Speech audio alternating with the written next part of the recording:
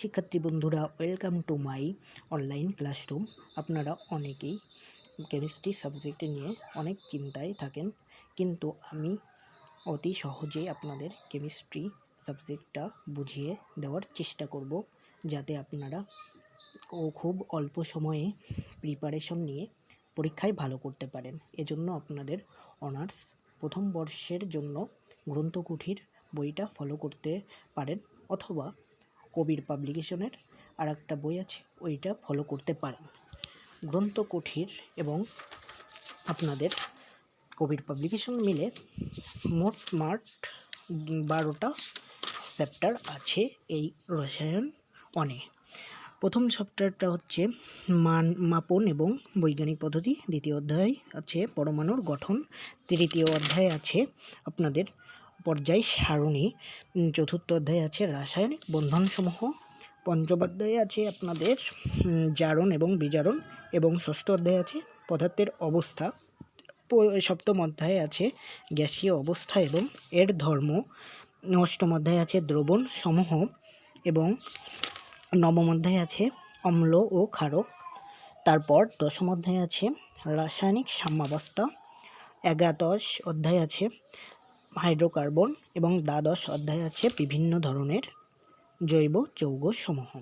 আপনারা যদি প্রথম 10টা অধ্যায় ভালো করে করতে পারেন, তাহলে আপনারা পরীক্ষায় অবশ্যই ভালো করতে পারবেন, কেননা জৈব যৌগ থেকে খুবই কম প্রশ্ন আসে, এবং যদিও আসে তবুও আপনারা যদি এটাকে স্কিপ করতে পারেন, তাহলে আপনারা ভালো রেজাল্ট করতে পারবেন। কেননা বিগত বছরের সব প্রশ্ন অ্যানালাইসিস করে দেখলাম মাত্র 1টা বা 2টা জৈব যৌগ থেকে আসে, আর ক বিভাগ থেকে 1টা বা 2টা আসতে পারে, খ বিভাগে 1টা আসতে পারে, এবং গ বিভাগে 1টা আসতেও পারে, নাও আসতে পারে কোনো বছর।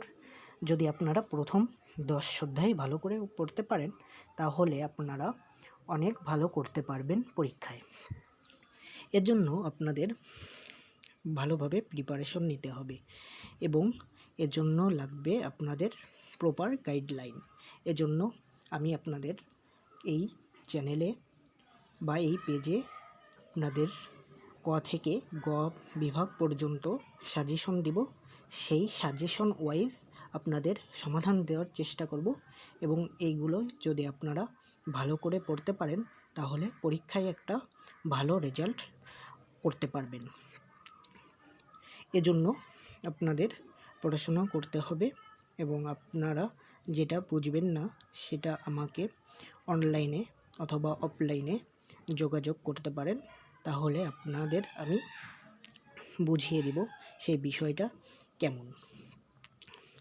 সো বন্ধুরা, আজকের ভিডিওটা এই পর্যন্তই রইল। এতক্ষণ সাথে থাকার জন্য আপনাদের ধন্যবাদ।